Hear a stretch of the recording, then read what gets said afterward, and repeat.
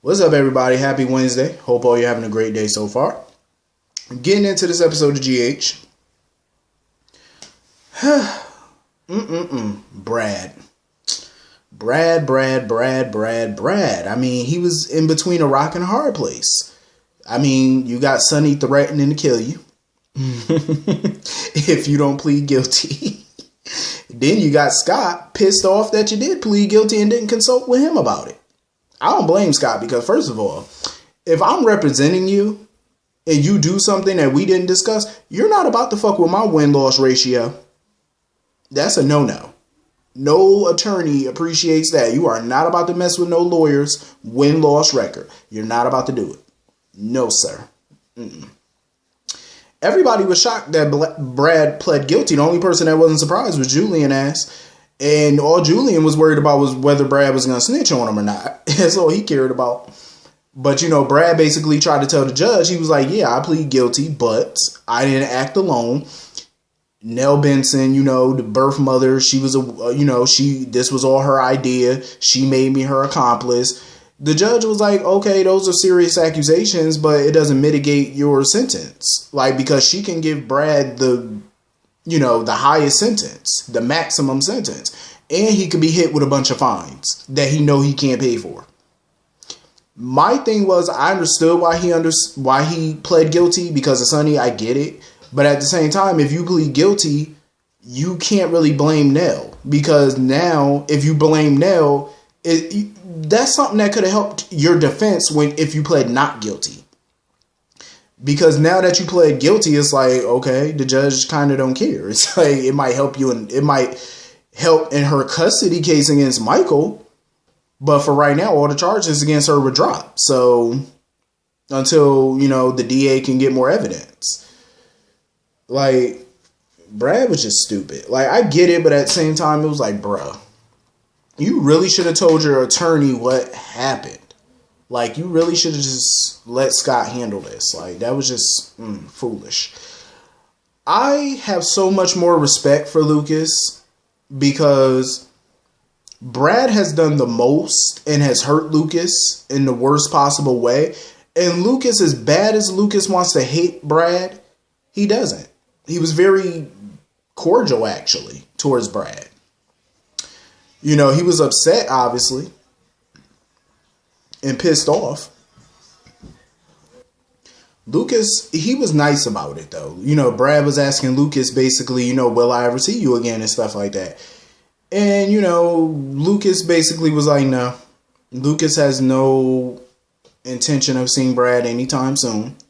So, Brad just let him know, well, if you change your mind, you know where I'll be. Pentonville, basically. So Lucas, took off his wedding ring, him and Brad, they hugged and stuff like that, which was a sad moment. I felt bad for Lucas because, Lucas just hates that all of this went down. And he felt like him and Brad just didn't know each other like they thought they did. But Brad did tell Lucas, I wish nothing but happiness for you. I hope you find somebody that's better than me, which I'm sure Lucas will. This was a learning experience, I feel, for both Lucas and Brad. You know what I mean? I think both have learned something from this situation. I think they both learned something from this marriage. And I hope Lucas does find better. Hopefully with Felix. I hope he does. I just think Lucas deserves so much more than the bullshit that Brad put him through. Brad put him in an impossible situation. He basically lost the child that he bonded with, that he thought was his son. Now he loses his spouse. All in one fell lie. One fell swoop. I would be pissed too. But you know what? Lucas is handling all this very maturely. He's handling it like a responsible, reasonable adult. Because anybody else would have just went the fuck off on Brad. Anybody else would have. But I like the way Lucas is handling it. So anyway, Julian, he's basically thanking Brad for not snitching on him or whatever. But Brad let him know, he didn't do it for Julian. He did it for Lucas because he was already responsible for Lucas losing Wiley. He didn't want to be responsible also for Lucas losing Julian. So he just told Julian, you better make damn sure that your tracks are covered. because if Sonny find out what you did or that you knew about this, you know Sonny gonna come for you. So anyway, you know, Brad was sitting in the courtroom all by his lonesome, and in comes my boo, Britt. I'm happy to see Britt back on the scene. You know, Britt is definitely, I think, gonna try to help Brad, even though I'm not too happy about that. I think she can do better in the friend department than Brad, but you know what? She doesn't. I mean, this is the same man who basically threatened her. She probably don't know that he threatened her, but he basically told Obrecht that he would turn Britt in if Obrecht didn't do what he want. So I'm like, you know, Brad to me is not loyal. He's not the friend that you should want. You know, especially if he's going to try to blackmail your mama with your freedom and stuff like that. Like, seriously, I would not want him as no friend. I'm just saying. You know. So anyway, moving on from that. So Alexis and Neil are still at this board hearing, this review board for Neil's medical license. So after Alexis lied, the lady from the review board wanted to know if Neil can confirm or deny Alexis's statements. So basically he went along with what Alexis said. So the board decided to think it over or whatever. You know, Neil tried to, you know, act up because he felt like Alexis forced him to lie. In my opinion, Alexis did not force you to lie. You could have told the truth, but if you did, basically you would have automatically lost your career and she would have more than likely lost her law license. Basically, both their careers are on the line at this point if they're found to be lying. But I do agree with Alexis, though. I feel like it's a stupid rule. I mean, I understand rules are rules. I feel like it's a little stupid. And a good doctor should not have to lose his medical license because of, you know, what he chooses to do in his personal life. Like, that's a little messed up to me. So I'm actually happy Alexis lied on his behalf. You know, I just hope that it don't come back and bite them on the ass. But, you know, the review board decided not to suspend his license or, you know, get rid of it or whatever. He's going to keep his career. I want to know who lodged a complaint against him. Like, who could have lodged a complaint against Alexis and Neil? Like, who outed them? Who's the snitch that outed them? Because I'm digging Alexis and Neil as a couple. I really am. Like, they got that cool, older, mature vibe about them. And I like them as a couple. It just sucks that they're probably not going to be able to date for a while, though. But I like them together, though. It's about time for Alexis to get into a stable relationship. So anyway, moving on. Molly was getting on my nerves today. Molly is one of those characters I've always liked throughout the years because she was always sensible, you know.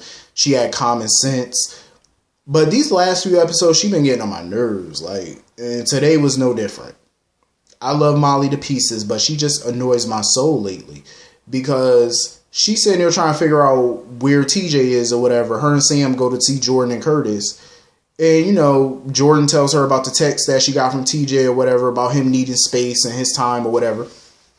So, you know, Molly is not happy about that. She goes on this little rant or whatever when her and Sam get to the coffee house or whatever. She go on this little rant about how, oh, my turning down his marriage proposal, was it that, you know, earth-shattering or life-shattering that he got to leave the house and leave work for a while and not communicate to me? Oh, if he need to find himself so much, then let him go do that. Who needs him? Like, she was just acting like a 17, 16-year-old child. That's just how she was acting. Like, you were acting like a pouty teenager, the way she was ranting. And Sam just looked like she was over it. Sam just looked like she was just mad, annoyed by Molly a little bit. I'm like, I would be too if I'm sitting there listening to that BS. Like, first of all, you turning down the marriage proposal of your boyfriend of 7 years, and you know how he feels about marriage, and you're basically just telling him, oh, let's just be, you know, boyfriend, girlfriend for the rest of our lives. Let's be life partners for the rest of our life. Of course that's going to piss him off. Of course he's not going to be happy about that. Of course not. But if Jordan was actually honest with Molly, which we all know that she's not going to be, she would have told him that her son was basically kidnapped. Because she know damn well he kidnapped. Come on now. You know it. You text that boy back and told him to call you, leave a message or something so you can hear his voice. He still hasn't. She know good and well that boy kidnapped. You know he was snatched. But of course she's not going to tell Molly the truth. Of course she's not going to tell nobody the truth. Hell, she ain't even told Curtis that much. And she know something was going on. She know he was snatched. She's just trying to play it close to the vest. Like, this is what I be talking about with Jordan. You don't want to be honest with nobody. So anyway, my thing with Molly is, and I'm going to say it again, please stop basing your relationship or potential marriage with TJ off of other people's failed marriages. Y'all relationship is not like your mama relationship. It ain't like Sam relationship. It ain't like Sonny and Carly. It ain't like nobody else that you've seen. You know what I mean? Like, stop basing your shit off of other people. Like, stop doing that. That's like the fastest way to have a failed relationship. If you keep trying to compare and contrast your shit to everybody else. Stop doing that shit. Like, you're going to make yourself miserable and crazy. Stop doing it. Just stop. Everybody's different. You're not them. They're not you. Stop doing that. Like, please. So anyway, Sam decided to help her out by, using her PI skills. Or lack thereof, and and find TJ for her. I'm like, okay, Sam, you're gonna find TJ. Oh, okay. I think this is the way for Sam to try to bring Cyrus down. Because I mean, the only way for her to help Molly find TJ is to involve Cyrus. Because we all know Cyrus got him. I think that's probably how Sam is gonna get out this whole parole situation. She probably gonna get involved with the Cyrus mess. Probably try to help bring him down, get TJ, and it's probably going to somehow help her get off that parole shit. Probably, because, at this point, she need any leverage that she can get to go be with Jason, of course. So, anyway, moving on from that. What else? So, we got a touching scene today with Brooklyn at Turning Woods. She was singing for all the people at Turning Woods, Mike and all his little buddies. She did a good job. Her and Mike had, he thought, of course, that she was Lois, her mother. So she had brought him, some meatballs or whatever. That was a nice scene, her feeding him and stuff. I thought that was a nice scene of him going down memory lane about how he used to dance with, Sonny's mother and Sonny and stuff. Then, of course, Sonny showed up.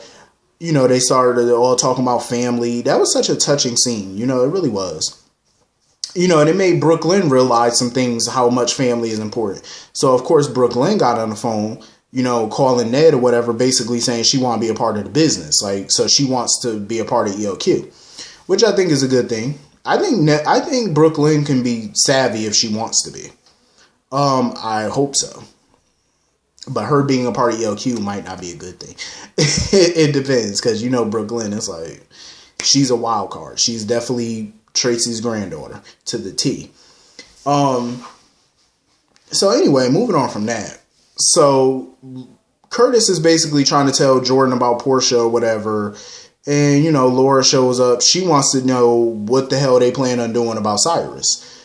Jordan told me, oh, she got undercover team. She got this, she got that. She trying to shut down his shipments or whatever, any shipment that he bring through to Port Charles. Laura was looking at her like, how is that going to stop him? I love me some Laura. She wasn't trying to hear none of them bullshit ass excuses that Jordan was coming up with. None of those so-called solutions that Jordan came up with. Because Laura knew that none of those was going to really stop him. Okay, we take over a couple of shipments of his. We shut him down. What is that going to do for him? He ain't going to do nothing. She was like, we got to do something else. And Laura was like, basically, we got to play tit for tat. We got to use his own tactics and use it back on him. See, that's why I love me some Laura. I love me some her, because she thinks. It's like she's a thinker. She's not going with all that normal shit that cops do. She's like, no, we need to try another tactic, because you're not dealing with just any regular old kingpin or whatever, somebody who's predictable. You're dealing with a very sociopathic, psychotic mobster.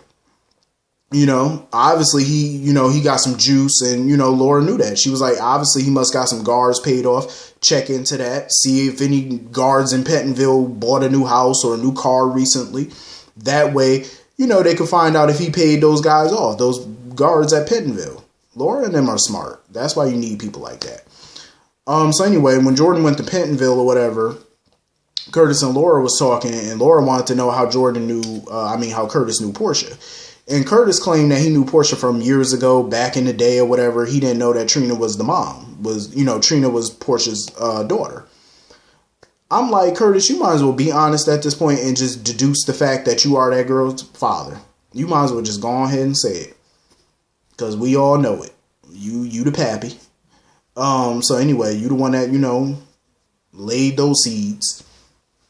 So anyway, Jordan heads over to Pentonville, and Cyrus is reading The Prince by Machiavelli.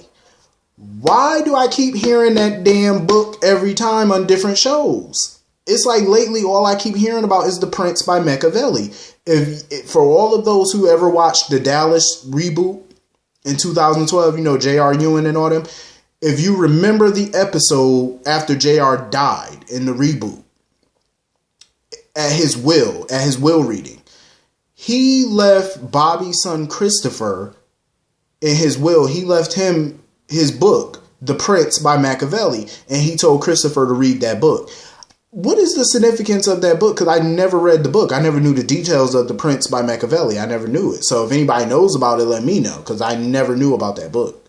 Like, what is it about, really? Like, why does everybody keep reading that book? Like, is it like a strategy type thing? Like, I don't know. Like, what is it? I might have to Google it. So anyway, I will say Jordan went to Cyrus with a poker face. You know, she wasn't intimidated. She wasn't none of that. She went with a straight poker face. Then when he started talking about medical and, you know, medical discoveries or some shit like that, he started ratting off about medical stuff and doctors and this, that, and the third. She already deduced that he got TJ. She was like, so basically you took my son. Because he was talking about kids and medical discoveries. Like, that's when she realized, yep, you got my son. She knew it. Because she knew that the text that TJ was allegedly sending seemed sketchy. She had a feeling about that. So, of course, she figured that Cyrus got her son. I'm like, of course. Of course he got him. Hell, he mentioned your son before the last time you visited him, fool. That's why you should have some guards on him, dum-dum. Damn, you're dealing with a sociopath. Why would you not think to have guards on your only begotten? What are you, a fool? Anyway, I think that's everything in this episode, I want to say. Yeah, I think that's everything in this episode. Hit the comment section, let me know what y'all thought, and I will see y'all all later. Hope you have a great night. Peace.